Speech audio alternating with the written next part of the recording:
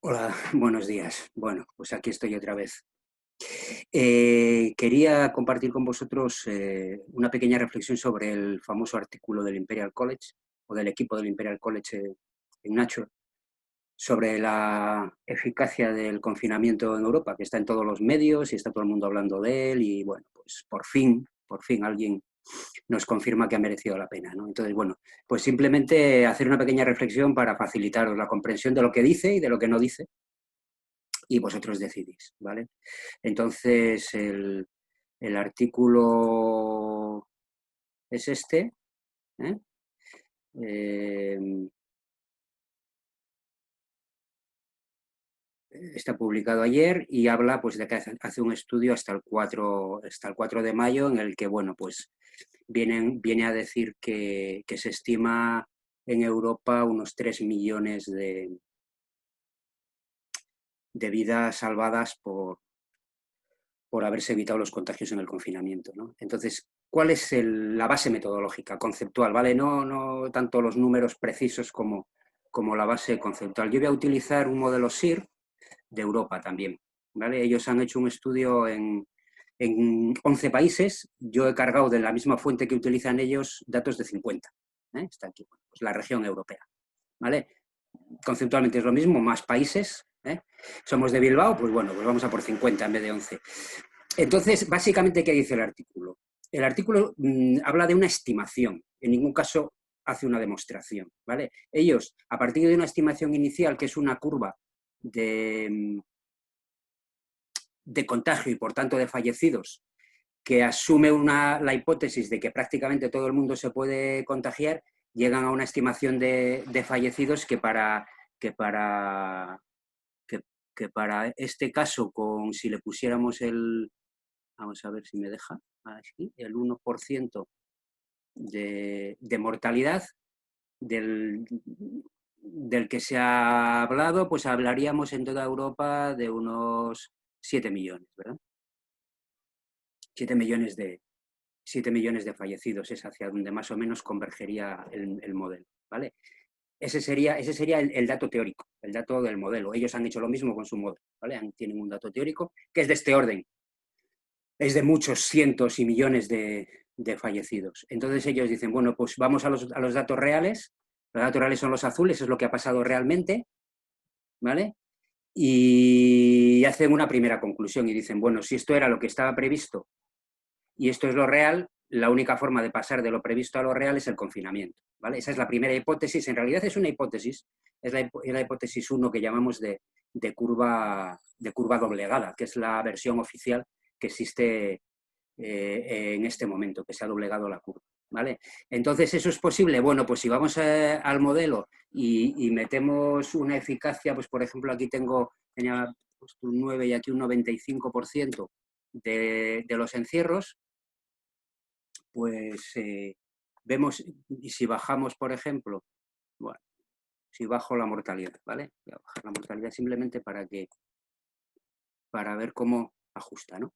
Se puede jugar con los parámetros y ver que realmente yo puedo con confinamiento ajustar esa curva. Si pusiera la mortalidad que tenía antes,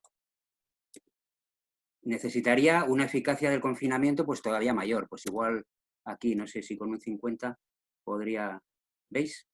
Un 40, voy ajustando y voy llevando la curva a,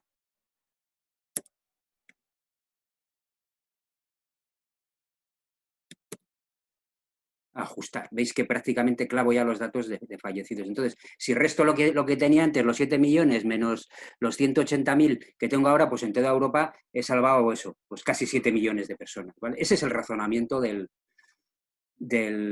artículo. Esa es la metodología básica que utiliza, ¿eh? Más cálculos estadísticos y demás, pero conceptualmente es esto. No tiene más, ¿vale? ¿Qué sucede? Bueno, pues se habla del R. ¿Cómo se consigue esto? Pues controlando el R, que es la tasa de transmisión instantánea. Dicen, con el confinamiento lo que hacemos es bajarla de un valor alto a por debajo de 1 y con eso se controla, ¿vale?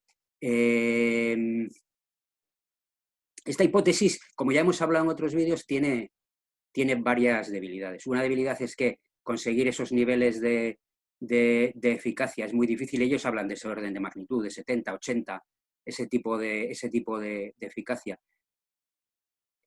Es mucho suponer que se puede conseguir eso, ¿vale? Y luego tiene otra debilidad, y es que tú acabas el 4 de marzo, pero el 5, bueno, aquí el 4 de mayo, perdón, pero el 10 de mayo abres al 20%, por ejemplo. Y el rebote es inevitable. Lo veis, ¿no? El rebote es inevitable. Ya si abro al 50%, se desmanda. ¿Vale? ¿Y eso por qué es? Porque yo la R la he bajado, pero de manera artificial, y en cuanto abro, cambio las condiciones otra vez y voy a una vida normal, la R se vuelve a disparar, ¿vale?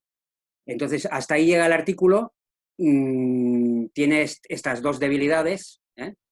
Y tiene otra debilidad tercera, y es que asume que no hay ninguna hipótesis más que explique lo que ha pasado, ¿vale? Pero si vamos al modelo y hacemos un cálculo sin confinamiento, es decir, asumiendo que el efecto del confinamiento es cero,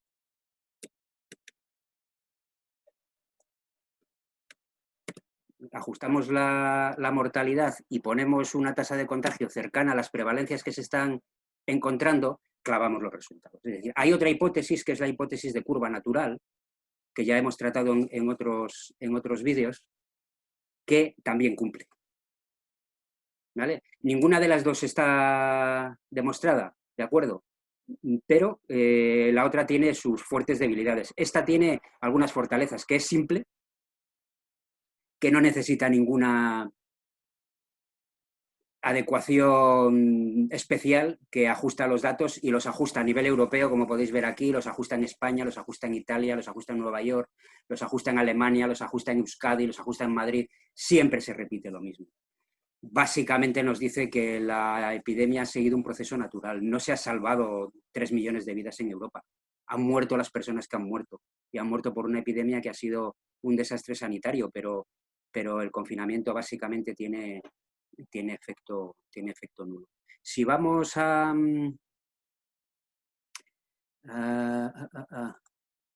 vamos a ver, si vamos al artículo, por aquí,